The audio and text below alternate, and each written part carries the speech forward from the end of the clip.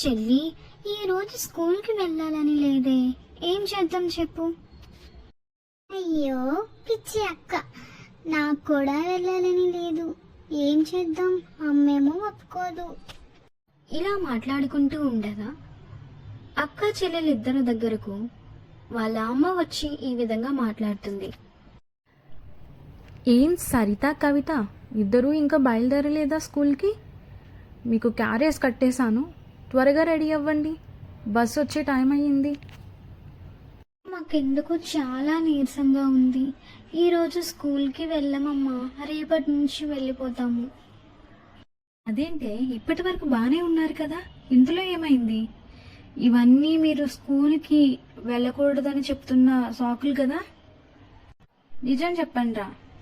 అమ్మా, అక్క చెప్తుంది నిజమే. ఇప్పటి వరకు మేము బాగానే ఉన్నాము, కానీ సడన్ గా తెలియకుండానే ఏదో వికారంగా ఉంది.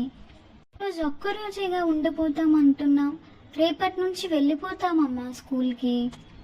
నా దగ్గరే అబద్ధాలు ఆడతారా? చెప్తాను వీళ్ళ సంగతి. సరే పిల్లలు, నేను మిమ్మల్ని ఈరోజు స్కూల్కి పంపించను, కానీ ఒక కండిషన్. మీరు ఇంట్లో అన్ని పనులు కూడా చక్కబెట్టేయాలి. ఇంటి పని చేయాలి, వంట పని చేయాలి, అలాగే బయటంతా ఊడ్చి చక్కగా రూమ్ని సర్దాలి. దీనికి మీరు ఓకే అంటేనే ఈరోజు స్కూల్కి నేను పంపించను. ఓ సింతే కదమ్మా, నువ్వు అలా పక్కన కూర్చొని చూస్తూ ఉండు, అన్ని పనులు చకచకా చేసేస్తాము అని చెప్పి కవిత మరియు సరిత పనులు చేయడం మొదలు పెడతారు. వారు ఆ రోజు స్కూల్కి వెళ్ళకపోవడంతో ఎంతో ఆనందిస్తారు. కానీ వీరిద్దరిని కూడా తన తల్లి ఒక కంట గమనిస్తూనే ఉంటుంది. ఆ ఆనందంలో ఇద్దరూ కూడా చకచక ఇంటి మొత్తాన్ని ఊడ్చేశారు. అలాగే తర్వాత బావి దగ్గరకు కూడా నీళ్ళ కోసం వెళ్తారు. అక్క, అస్సలు పని చేయలేకపోతున్నాం, ఎంత కష్టంగా ఉందేంటి. దీని బదులు స్కూల్కి వెళ్ళడమే బెస్ట్ అనిపిస్తుంది. ఇలా బావి దగ్గర నుంచి నీళ్లు పట్టుకొని ఇంటికి వెళ్తారు. ఆ తర్వాత బట్టలు కూడా ఉతుకుతారు. అక్క, అస్సలు పని చేయలేకపోతున్నాం, ఎంత కష్టంగా ఉందేంటి. దీని బదులు స్కూల్కి వెళ్ళడమే బెస్ట్ అనిపిస్తుంది. అవును, రేపటి నుంచి వెళ్ళిపోదాం.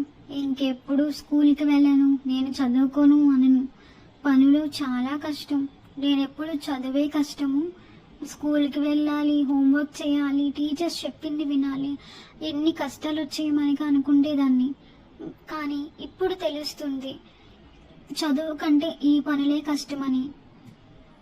పనులు చేశాక ఇద్దరు పిల్లలు కూడా తన తల్లి దగ్గరికి వెళ్ళి ఈ విధంగా అంటారు. మమ్మీ, ఈరోజు స్కూల్ మానేసినందుకు అన్ని పనులు చేశాము. బట్టలు ఉతికాము, బావి దగ్గరికి వెళ్ళి నీళ్లు తోడాము, ఇల్లు మొత్తం శుభ్రంగా ఊడ్చాము, వంట చేశాము, అన్ని పనులు చకచకా చేసేసాం మమ్మీ. కానీ చాలా అలసిపోయాము, చాలా నీరసంగా ఉంది మమ్మీ. వెరీ గుడ్ పిల్లలు, చాలా చక్కగా ఈరోజు పని అంతా చేశారు. రేపు కూడా స్కూల్ మానేస్తారా? మీరు మానేస్తే నాకు చాలా రెస్ట్ దొరుకుతుంది పిల్లలు. మీకు ఇష్టమైతే రేపు కూడా మానేసి అన్ని పనులు చకచకా చేసేయండి మళ్ళీ. అమ్మో మమ్మీ, మా వల్ల కాదు. ఈరోజు ఒక్క రోజుకి నరకం చూసాం, దీని బదులు చదువుకోవడమే బెస్ట్.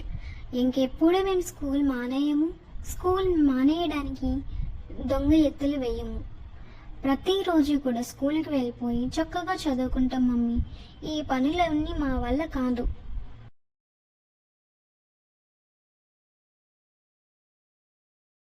అని కవిత మరియు సరిత వారి తప్పును వారు గ్రహించి ఆ మరుసటి రోజు నుంచి స్కూల్కి వెళ్ళిపోతామని తన తల్లితో చెప్తారు. ఆ మాటలు విన్న వారి తల్లి ఈ విధంగా అంటుంది. అని కవిత మరియు సరిత వారి తప్పును వారు గ్రహించి ఆ మరుసటి రోజు నుంచి స్కూల్కి వెళ్ళిపోతామని తన తల్లితో చెప్తారు. ఆ మాటలు విన్న వారి తల్లి ఈ విధంగా అంటుంది. చూడండి పిల్లలు, ఈ వయస్సు చాలా ముఖ్యమైనది. నేను కూడా నా చిన్న వయసులో స్కూల్కి వెళ్ళేదాన్ని కాదు, ఎంతో అల్లరి చేసేదాన్ని. మీ తాతయ్య అమ్మమ్మ నన్ను ఎంతగానో కొట్టేవారు. అయినప్పటికీ నేను వాటిని లెక్క చేయకుండా కూడా ఆడుకునేదాన్ని, లేదంటే పాడుకునేదాన్ని. అంతేగాని స్కూల్కి వెళ్ళడానికి ఇష్టపడేదాన్ని కాదు. మీరు మాత్రం అలా నాలా ఉండకుండా చక్కగా చదువుకొని చక్కగా జాబ్ చేసుకొని ఉంటే మీకు ఏది కావాలన్నా అది కొనుక్కోవచ్చు, చక్కగా బ్రతుకోవచ్చు. మీరు మంచి ప్రయోజకులుగా అవ్వడం చూడాలన్నదే నా ఆశ. విన్న కవిత సరిత ఈ విధంగా అంటారు. నువ్వు చెప్పిన విధంగానే మేము చదువుకుంటాము, మంచి ఉద్యోగం చేస్తాం, నిన్ను బాగా చూసుకుంటాం. ఆ రోజు నుంచి కవిత సరిత ఎప్పుడూ స్కూల్ మానేయలేదు, చక్కగా చదువుకుంటారు. ముగ్గురు ఎంతో ఆనందంగా సంతోషంగా ఉంటారు.